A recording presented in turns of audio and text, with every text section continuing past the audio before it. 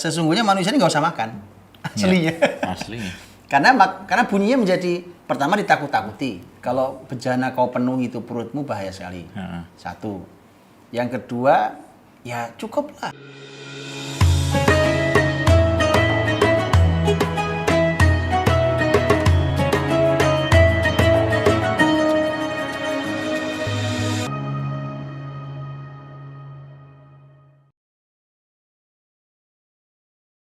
Bukti. Kita baca lah, saya sih seperti Ada yang itu. salah nih. Ini yang tadi artinya kemudian orang puasa Ramadan segitu panjang pun itu efek kesehatannya pun jadi tidak istimewa. Apalagi bicara efek iman. Nah, iyalah. Nah, ini memang PR menahan diri nih. PR ya. Iya, kan kalau bicara puasa itu kan bicara menahan diri sebenarnya. Yang ditahan diri ya urusan dunia, ya makan, ya minum, ya suami istri apa. Yang tema makan minum itu Imam Ibnu Qayyim itu punya kalimat bagus. Apa itu? Kalimatnya gini. Kata beliau al-ghidha itu, makan itu ada 3 derajat, ada 3 tingkatan. Makan itu pakai derajat. Okay. Ulama itu kalau ngomongin gitu. Jadi makan itu ada 3 tingkatan. Okay. Ada kata beliau namanya ghidha levelnya al-hajah. Al-hajah. Hajah itu ya lagi perlu, lapar perlu makan. Itu hajah. Ada jadi levelnya level al-hajah. Ada levelnya level al-kifayah. Kifayah, itu kecukupan. Nah, ada level tinggi itu levelnya adalah al-fadilah. Keutamaan. Nah, itu gimana terus? Masih ada terus. Ini berat nih. Berat. Iya kan? Iya, seperti hal yang saya bilang ya, saya sering sampaikan di beberapa kajian atau tulisan yang saya katakan, sebenarnya makan itu buat seorang mukmin ya hanyalah sekedar untuk menegakkan tulang-tulang sulbi dan tulang-tulang rusuk mereka untuk bisa beribadah dengan Allah. Selesai. Yang dia butuhkan justru adalah bagaimana makanan itu menguatkan ruhnya, menguatkan imannya, menguatkan jiwanya. Seperti saya bilang beberapa waktu lalu, saya katakan makan seperti ini kan sehat. Masya Allah, ada buah melon, semangka, nanas. Makanlah semuanya, kenyang. Apa yang dapat? Kenyang. Tapi apa dapat kepuasan? Dapat kepuasan. Bisa makan seperti ini. Tapi pertanyaannya, apakah kepuasan dan rasa bahagia yang dia dapatkan dari makanan sehat ini itu bisa dirasakan orang lain? Jelas tidak. Dok, saya pengen potong sedikit. Ini mumpung dokter sampaikan tentang makan yang menegakkan tulang sulbi kita. Betul. Itu. Kalau pendalaman secara hadisnya ini menarik banget ini.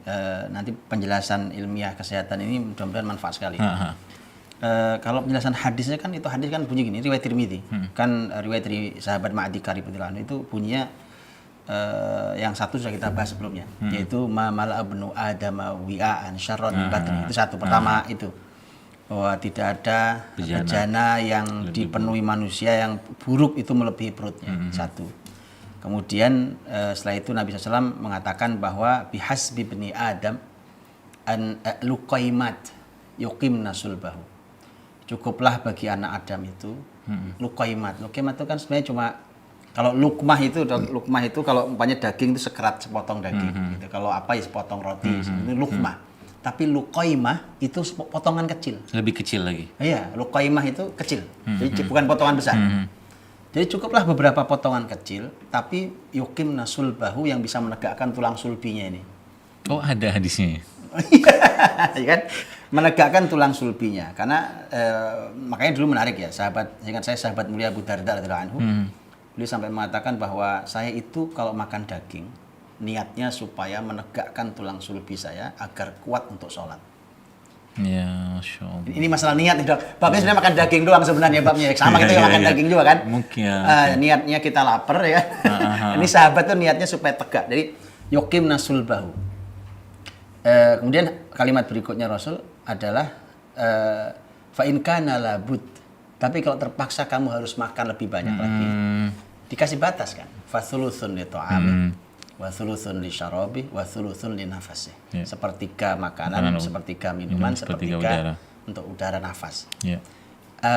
Itu artinya kalau dipahami teksnya menjadi begini. Sebenarnya kalau ini kan berarti Nabi menganjurkan metode makan yang baik. Ya, bahwa yang terbaik itu berarti sesungguhnya manusia ini Kalau dari kalimat tadi yang saya pahami itu sesungguhnya manusia ini nggak usah makan aslinya. Aslinya. Karena bunyinya menjadi pertama ditakut-takuti. Kalau bejana kau penuhi itu perutmu bahaya sekali. Satu. Yang kedua, ya cukuplah. Makan tuh cuma luqaimat itu tadi. Potongan-potongan kecil itu makan segitu aja cukup. Kemudian baru kalaupun harus makan lebih banyak, batas maksimal sepertiga. Makan sepertiga, minum sepertiga udara. Jadi kayaknya ya saya nggak tahu hukum asal manusia makan itu gitu. Itu ternyata sedikit hukum asalnya. Dan luqaimat itu menunjukkan jumlah dong. Karena sedikit. Yukim nasul bahu itu menunjukkan kualitas. Jadi maksudnya begini, makanmu sedikit saja, tapi kualitas makanan dan minumanmu harus bisa menegakkan tulang sulbi. Nah, ini sebenarnya pembahasan yang selama ini saya baru tahu itu ada hadisnya. Nah, ya salah. Jadi selama ini Masya Allah saya sampaikan makan gak usah banyak-banyak. Bahkan sebenarnya makan sekali sehari itu udah cukup asal berkualitas. Nah, itu. Dan konsepnya gini Ustaz. Supaya kita ini kan saya mencoba memetafor ya supaya lebih gampang dicerna oleh Bapak Ibu sekalian ya. Misalnya gini. Kalau misalkan ini gelas. Maka gelas ini misalkan saya penuhin dengan air putih katakanlah atau air yang paling lezat, paling sehat sampai penuh kayak begini. Megangnya aja susah Ustaz. Belum cerita mau minum. Nah, tubuh kita tuh begitu. Kepenuhan. Jadi kalau udah kepenuhan, apa yang dikerjakan mau tidak mau harus dibocorin atau dibuang gelas ini. Nah, akhirnya dalam tubuh kita itu kan kayak ada pembuangan sistem ekskresi namanya. Dari BAB, dari urinnya segala macam. Atau kalau nggak muntah keringat segala macam gitu kan. Nah makanya jelas kalau seandainya sudah penuh kayak begini nggak bakal bisa dipakai tuh badan. Yang tidak bisa dipakai paling pertama kali apa? Jiwanya, hatinya. Sering saya sampaikan, nggak bakal bisa. Katakanlah kita lagi khusyuk sholat atau baca Quran atau lagi zikir, berlinangan air mata, bercucuran air mata dalam keadaan perut kenyang, nggak bakal bisa. Betul. Dan itu kalimat ulama. Kalimat ulama juga nanti saya bacakan. Ini ulama versi Bekasi. Versi ini. Versi kita. Rempah dan rimpang. Ulama-ulama gitu. Saya baru tahu itu kalimat ulama. Dan memang saya katakan tidak bakal bisa. Sebab apa? Hati itu, kolbu itu, jiwa itu dia nggak butuh banyak makan. Sedikit saja makanannya. Tapi yang perlu dibesarkan itu, yang dikuatkan tuh ruhnya, jiwanya. Sehingga tidak heran para sahabat zaman dulu tuh mereka tuh, saya membayangkan ya, kalau mungkin ruh atau jiwanya Umar itu dikeluarkan dari raganya, itu besarnya kayak apa, sehingga setan terbirit-birit kan. Kayak membayangkan seperti itu.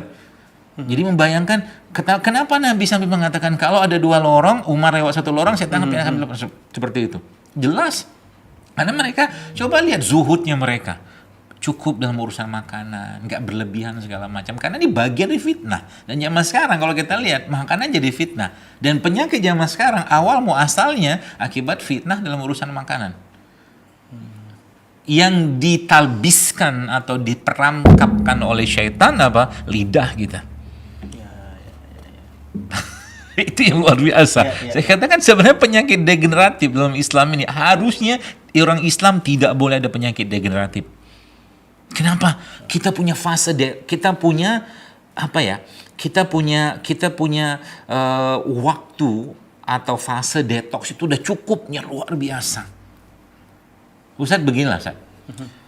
Ustadz punya rumah itu katakanlah ada 5 kamar atau katakanlah 5 kamar misalnya, ada aulanya, ada kolam renangnya misalkan, ada kebunnya segala macam. Terus Ustadz rumah itu mau dikosongkan dulu. Panggil tukang, bersihkan, dirapiin, dicat lagi segala macam. Maka ketika masuk rumah itu akan bersihnya minta ampun. Nah, puasa itu kan begitu. Nyaman banget itu. Nyaman banget. Itu. Jadi kemenangannya kita itu sebenarnya waktu puasa itu ketika badan tuh sudah bersih. Tapi bukan raganya, karena sering saya sampaikan kalau jiwanya, ruhnya, kolbunya bersih pasti raga ngikut. Itu kata kuncinya.